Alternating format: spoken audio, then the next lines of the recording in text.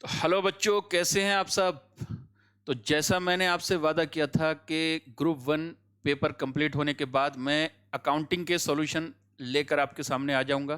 तो मैं हाजिर हूं आपके सामने अकाउंटिंग के सॉल्यूशन लेकर। ठीक है, तो मई 23 में जो हमारा अकाउंटिंग का पेपर हुआ था उसका सॉल्यूशन लेकर मैं आपके सामने आ गया हूं।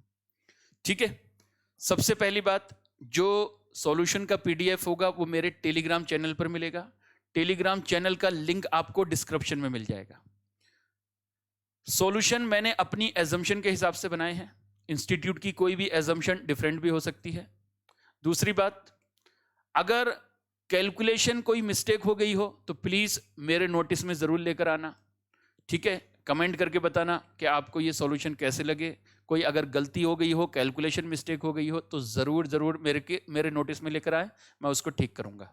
ठीक है जी, तो थैंक यू वेरी मच। आइए हम पेपर का पहले एनालिसिस करते हैं कि किस चैप्टर से कितने नंबर का क्वेश्चन आया, और उसके बाद मैं आपको फिर सॉल्यूशन दिखाऊंगा।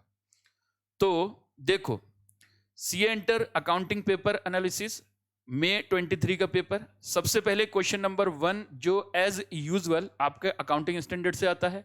तो पहला क्वेश्चन AS1 का क्वेश्चन था, सॉरी AS10 का क्वेश्चन था। देखिए, मैं इसमें बोलता हूं कि AS2 का, AS10 का कोई ज्यादा प्रोविजन इसमें अप्लाई नहीं हुआ। एक नॉर्मल क्वेश्चन था। अगर हम डेप्रीसिएशन अकाउंटिंग भी अगर पढ़े हुए ना फाउंडेशन लेवल पर, तो ये क्वेश्चन सॉल्व कर लेगा बच्चा। ठीक है, तो ऐसा क्वेश्चन था।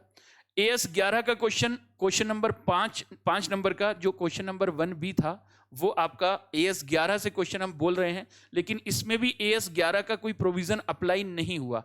मतलब सिर्फ एक एक्सचेंज रेट गिवन था, उसको हमें डॉलर से मल्टीप्लाई करना था, बस यही एक एक्सचेंज मतलब जो है AS11 का प्रोविजन अप्लाई हुआ। बाकी एक ये नॉर्मल क्वेश्चन था सेटलमेंट का। आपको बताना था कि हमें पेमेंट कब करना चाहिए। ठीक है, कि पेमेंट हमको इमीडिएटली कर देना चाहिए या 6 महीने के बाद पेमेंट करना चाहिए। बस ये आपका एक क्वेश्चन था। बाकी जो सी नंबर क्वेश्चन था यानी 1C, वो आपका अकाउंटिंग स्टैंडर्ड्स 12 से क्वेश्चन था, गवर्नमेंट ग्रांट। और जो डी था वो अकाउंटिंग स्टैंडर्ड 16 से क्वेश्चन था, मतलब बोरोइंग कॉस्ट से। तो ये आपका पहला क्वेश्चन था। 4 क्वेश्चन थे 5-5 नंबर के। पहला क्वेश्चन AS10 से बोल सकते हैं, दूसरा 11 से, तीसरा 12 से और चौथा 16 नंबर से। फिर क्वेश्चन नंबर 2, जो पहला क्वेश्चन था इसमें ए पार्ट वो हायर परचेज से था 10 नंबर का। दूसरा क्वेश्चन इसमें 10 मार्क्स का था इन्वेस्टमेंट अकाउंटिंग से। फिर तीसरा क्वेश्चन डिपार्टमेंटल से था 10 नंबर का, और फिर सिंगल एंट्री से था 10 नंबर का, यानी 20 नंबर का क्वेश्चन, 10-10 नंबर का question number 3। Question number 4 financial statement में इस बार सिर्फ प्रॉफिट एंड लॉस अकाउंट पूछा था, इसमें बैलेंस शीट नहीं पूछा, इसलिए 10 नंबर का क्वेश्चन था। और इसी में बी पार्ट जो था वो कैश फ्लो स्टेटमेंट से पूछा गया, इनडायरेक्ट मेथड से। 5वें क्वेश्चन का पहला part profit prior to incorporation 10 number का। फिर उसके बाद 2 छोटे छोटे क्वेश्चन डाले गए, एक इंश्योरेंस क्लेम 5 नंबर और एक ब्रांच अकाउंट का 5 नंबर का। ब्रांच अकाउंट में फॉरेन ब्रांच का क्वेश्चन आया था, बस जो आपका फॉरेन ट्रायल बैलेंस होता है उसको कन्वर्ट करना था इनटू इंडियन रुपीस। तो ये क्वेश्चन था। AS1 का क्वेश्चन था, जो लास्ट क्वेश्चन था हमारा 6 नंबर, उसमें 5 पार्ट थे, 5-5 नंबर का एक पार्ट था, और उसमें से आपको 4 क्वेश्चन करने थे। जिसमें पहला पार्ट AS1 का था, उसमें कुछ डिफरेंट सिचुएशन गिवन थी। ठीक है, आपको उसका कमेंट लिखना था उस पर। हायर परचेज का 5 नंबर का एक और क्वेश्चन आ गया, इंटरेस्ट निकालने के लिए और कैश प्राइस निकालने के लिए। तो देखिए, टोटल मिलाकर हायर परचेज 10 नंबर ये रहा और 5 नंबर ये रहा, तो टोटल मिलाकर 15 नंबर इस बार हायर परचेज से पूछा गया था। ठीक, उसके बाद में डिवेंचर से एक क्वेश्चन था 5 नंबर का। फ्रेमवर्क से एक क्वेश्चन था जिसमें कैपिटल मेंटेनेंस पूछा गया था 5 नंबर का, और एक बोनस इशू का क्वेश्चन था। समझे? ठीक है जी। तो इस बार जो क्वेश्चन नहीं पूछा गया वो कहां से क्वेश्चन नहीं पूछा गया? इस बार क्वेश्चन आपका रिडम्पशन ऑफ प्रीफरेंस शेयर से कोई क्वेश्चन नहीं पूछा गया। ठीक है, इसके अलावा AS2 से कोई क्वेश्चन नहीं पूछा गया। इस बार AS13 AS में से क्वेश्चन नहीं पूछा गया। वैसे क्वेश्चन था AS13 यानी इन्वेस्टमेंट अकाउंटिंग का, लेकिन AS के पॉइंट ऑफ व्यू से कोई क्वेश्चन नहीं पूछा गया। ठीक है, AS10 से क्वेश्चन पूछा गया, 11 से हम बोल सकते हैं कि क्वेश्चन, ठीक है, तो 11 से तो पूछा गया, 12 से पूछा गया। ठीक है, इसके अलावा 16 से भी पूछा गया। तो कौन से AS से क्वेश्चन नहीं पूछा गया? इस बार AS2 से क्वेश्चन नहीं पूछा गया। ठीक है, बाकी लगभग हर चैप्टर को इंस्टीट्यूट ने टच किया है।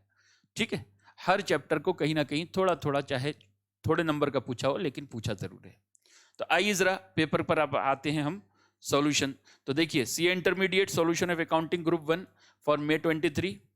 तो ये सॉल्यूशन जो मैं पहले ही लिख देता हूं कि सॉल्यूशन मैंने अपनी एजम्पशन के हिसाब से बनाए हैं। इंस्टीट्यूट की एजम्पशन डिफरेंट भी हो सकती है, ठीक है। अगर आपके कुछ सजेशंस हैं, कोई फीडबैक है तो उसका हमेशा वेलकम है, ठीक। आइए पहले क्वेश्चन पर आते हैं। पहला क्वेश्चन देखिए, ये क्वेश्चन नंबर 1A जो अकाउंटिंग स्टैंडर्ड 10 से क्वेश्चन था, जो अकाउंटिंग स्टैंडर्ड 10 से क्वेश्चन था। इसमें आपको बताना था 3 चीजें।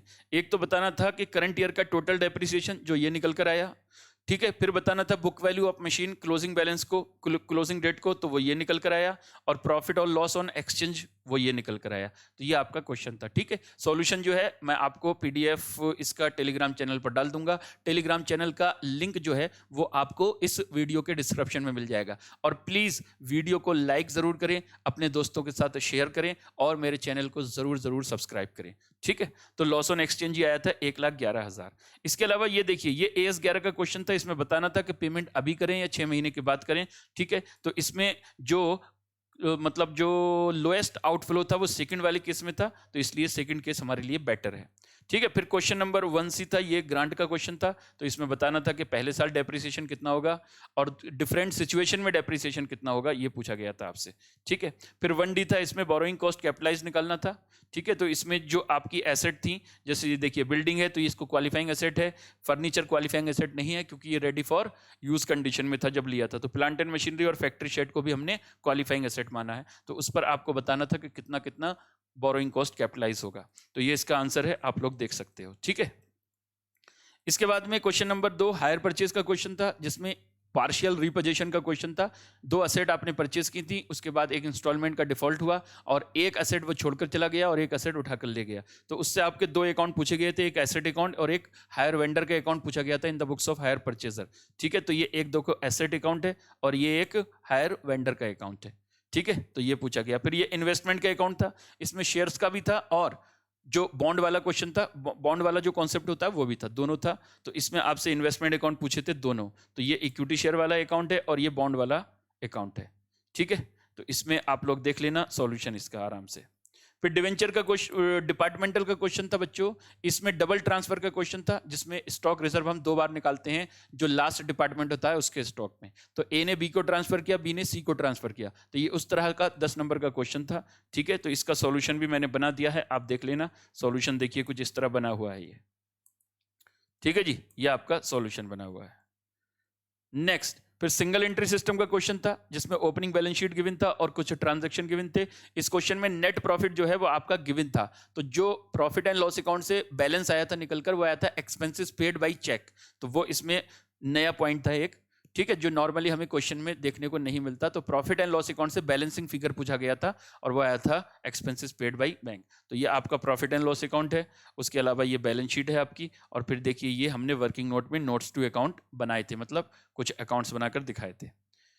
ये फाइनेंशियल स्टेटमेंट से क्वेश्चन था, जिसमें आपको क्या बनाना था, प्रॉफिट एंड लॉस स्टेटमेंट बनाया था। तो ये प्रॉफिट एंड लॉस स्टेटमेंट जो हमने बनाकर दिखाया, देखिए इस क्वेश्चन में ये आपका प्रॉफिट आफ्टर टैक्स आया। ये कुछ नोट्स टू अकाउंट हैं, अदर इनकम का, फाइनेंस कॉस्ट का, डेप्रिसिएशन का, अदर एक्सपेंसेस का, और फिर ये profit on sale of machine निकालने का।